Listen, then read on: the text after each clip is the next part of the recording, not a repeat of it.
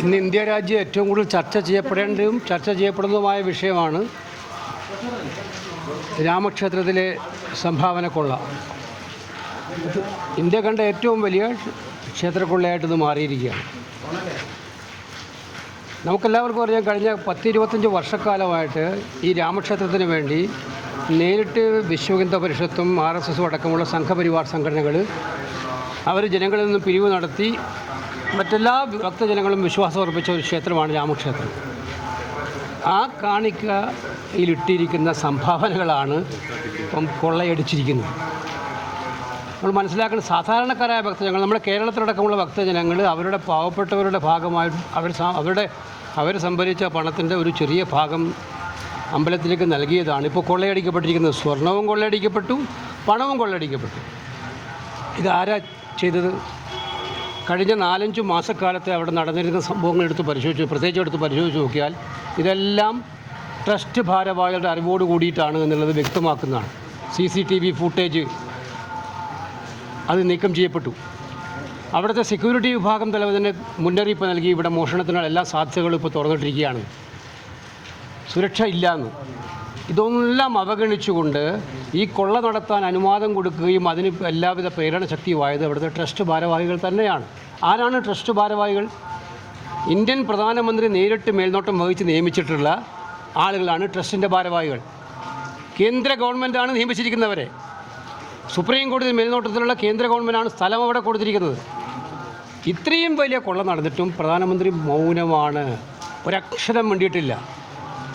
ഇന്ത്യയിലെ കോടാനുകോടി ഭക്തജനങ്ങളെ മനസ്സിനെ ഏറ്റവും വേദനിപ്പിച്ച അയോധ്യയിലെ രാമക്ഷേത്രത്തിൽ പോലും അതിൻ്റെ നടത്തിപ്പുകാർ തന്നെ നേരിട്ട് മുൻകൈയിട്ട് നടത്തുന്ന ഈ കൊള്ള കണ്ടിട്ട് ആളുകൾ ഞെട്ടിത്തെറിച്ചിരിക്കുകയാണ്.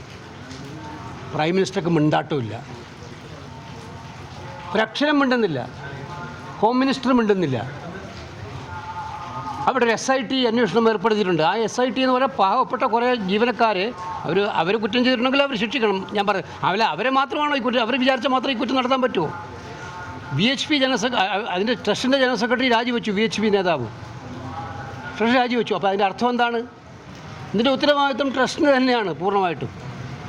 ആ ട്രസ്റ്റ് ഇതുവരെ പിരിച്ചുവിടപ്പെട്ടിട്ടില്ല. ആ ട്രസ്റ്റ് മിനുക്കുപണികൾ നടത്തി മുന്നോട്ട് പോവുകയാണ്.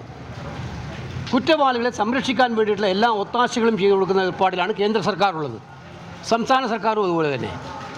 അപ്പോൾ ഇത് വിശ്വാസികളെ സംബന്ധിച്ചിടത്തോളം ഏറ്റവും വേദന ഉണ്ടാക്കുന്നതാണ്. ഇത് കേവലം ഒരു കൊള്ള മാത്രമല്ല, ഇത് വിശ്വാസത്തിനെതിരായിട്ടുള്ള കടന്നാക്രമണമാണ് നടന്നിരിക്കുന്നത്, അയോധ്യയിൽ നടന്നിരിക്കുന്നത്. ഈ കോൺഗ്രസ് അവനോട് വേണ്ടത്ര രീതിയിലോട് പ്രതികരണം ദേശീയ തലത്തിൽ ഉയർത്തിക്കൊണ്ടിരിക്കുന്നത് അല്ല, ഇതൊരു രാഷ്ട്രീയ വിഷയമായിട്ടല്ല കോൺഗ്രസ് കാണുന്നത്. നമുക്കറിയാം, അയോധ്യ എന്ന് പറയുന്നത് അവർക്ക് രാഷ്ട്രീയ വിഷയമാണ്. അതിൻ്റെ പേരിലാണ്, രാമജന്മഭൂമി ക്ഷേത്രത്തിൻ്റെ പേരിലാണ് കഴിഞ്ഞ 10-35 കൊല്ലമായിട്ട് BJPയും RSSും ഒക്കെ രാഷ്ട്രീയ പ്രവർത്തനം നടത്തുന്നത്. അവരുടെ എല്ലാ ബേസും അതിൻ്റെ ഭാഗമാണ്. തിരഞ്ഞെടുപ്പിൽ മത്സരിക്കുന്നതിൻ്റെ ഭാഗമായിട്ടാണ്. ദൈവങ്ങളെ എങ്ങനെ തിരഞ്ഞെടുപ്പ് പ്രചരണത്തിൽ ഉപയോഗിക്കാമെന്ന് കാണിച്ചു തന്നത് അവരതിലൂടെയായിരുന്നു. പക്ഷെ അവിടെയാണ് ദൈവങ്ങളെ അവരുപയോഗിക്കുന്നത് കൊള്ള നടത്താനും ജനങ്ങളെ വിഭജിച്ച് വോട്ട് നേടാനും വേണ്ടി മാത്രമാണ്, വിശ്വാസത്തിൻ്റെ പേരിലല്ല. അതിവിടെ തെളിയിക്കപ്പെടുകയാണ്. ഇത് കോൺഗ്രസ് വ്യാപകമായിട്ട് ഈ കാര്യങ്ങൾ ചോദ്യങ്ങൾ ഉന്നയിച്ചുകൊണ്ടേയിരിക്കുന്നുണ്ട്. വരുന്ന പാർലമെൻറ്റ് സമ്മേളനം 20-ാം തീയതി തുടങ്ങാൻ പോവുകയാണ്. ഈ പാർലമെൻറ്റ് സമ്മേളനത്തിൽ ഏറ്റവും വലിയ രീതിയിൽ ചോദ്യം ഉയരാൻ വേണ്ടി പോകുന്ന ഈ കാര്യത്തിലായിരിക്കും. പ്രധാനമന്ത്രി സഭയിൽ മറുപടി പറയണമെന്നുള്ള ആവശ്യം ഞങ്ങൾ ഉന്നയിക്കും എന്തായാലും. കാര്യം പ്രധാനമന്ത്രി മേൽനോട്ടം വഹിച്ച് നിശ്ചയിച്ച ഒരു കമ്മിറ്റിയാണ് ഇവിടുത്തെ ട്രസ്റ്റ്. അവർക്കാർക്കും അതൊന്നും ഒഴിഞ്ഞു മാറാൻ പറ്റില്ല. അപ്പോൾ അതുകൊണ്ട് കൃത്യമായിട്ടും കോൺഗ്രസ് ഈ കാര്യങ്ങൾ രാജ്യവ്യാപകമായിട്ട് ഞങ്ങളിത് ഉന്നയിക്കുന്നുണ്ട്. ഞങ്ങളുടെ എല്ലാ സ്പോക്സ് പേഴ്സൺമാരും കഴിഞ്ഞ കുറേ ദിവസങ്ങളായി ഇന്ത്യയിലെ പല സംസ്ഥാനങ്ങളും സന്ദർശിച്ച് ഇതിൻ്റെ വിശദീകരണം നടത്തിക്കൊണ്ടിരിക്കുകയാണ്, ചോദ്യങ്ങൾ ചോദിച്ചുകൊണ്ടിരിക്കുകയാണ്. ഇത് ഞങ്ങൾ ആവർത്തിക്കും. ജനങ്ങളുടെ മനസ്സിനകത്തുള്ള ഈ വലിയ പുകമറ മാറ്റാൻ അടിയന്തരമായ നടപടികൾ സ്വീകരിക്കണം എന്നുള്ള കാര്യത്തിൽ സംശയമില്ല. സുപ്രീം കോടതി മോണിറ്റർ ചെയ്യുന്ന ഒരു അന്വേഷണം കൊണ്ട് മാത്രമേ യഥാർത്ഥ കുറ്റവാളികൾ ഇതിനകത്ത് നിയമത്തിൻ്റെ പരിധിയിൽ വരൂ. അതുകൊണ്ട് ഗവൺമെൻറ് എന്തുകൊണ്ടാണ് മടിക്കുന്നത്? ഗവൺമെൻറ്റിനൊന്നും മറച്ചു വെക്കാനില്ലെങ്കിൽ സുപ്രീം കോടതി ഒരു ജുഡീഷ്യൽ സൂപ്പർവിഷനല്ല, ഒരു എൻക്വയറി കമ്മീഷൻ എന്തുകൊണ്ട് നടത്തുന്നില്ല? അവർ ഉത്തർപ്രദേശിലെ SIT വിട്ടുകൊടുത്തിരിക്കുകയാണ്. അപ്പോൾ അതിൽ നിന്ന് തന്നെ അവർക്ക് പലരെയും രക്ഷിക്കാനുണ്ട് എന്നുള്ളതിന് തെളിവാണത്.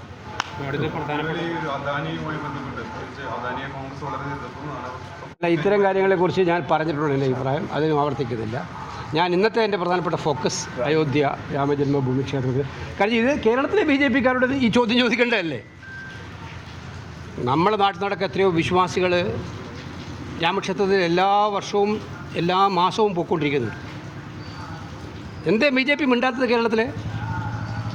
ഇത്രയേറെ വലിയ അമ്പലക്കുളം നടത്തി. നമ്മൾ ശബരിമലയിൽ ഇത്രയും പ്രശ്നം ഉണ്ടായപ്പോൾ ഞങ്ങൾ ഇതേപോലെ ഉന്നയിച്ചതാണ്, ജനങ്ങൾ ചർച്ച ചെയ്തതാണ്.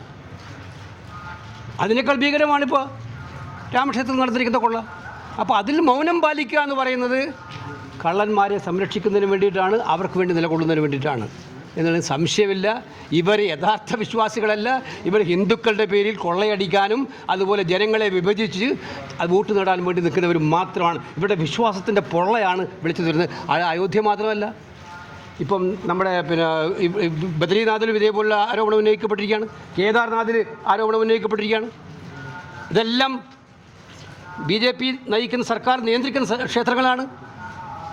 ക്ഷേത്രങ്ങൾ കൊള്ളയടിപ്പിക്കപ്പെടേണ്ടതാണോ? അവർ സമാധാനം പറയണം. അതിനുവേണ്ടിയാണോ അവർ വിശ്വാസത്തെ മുറുകെ പിടിക്കുന്നത്?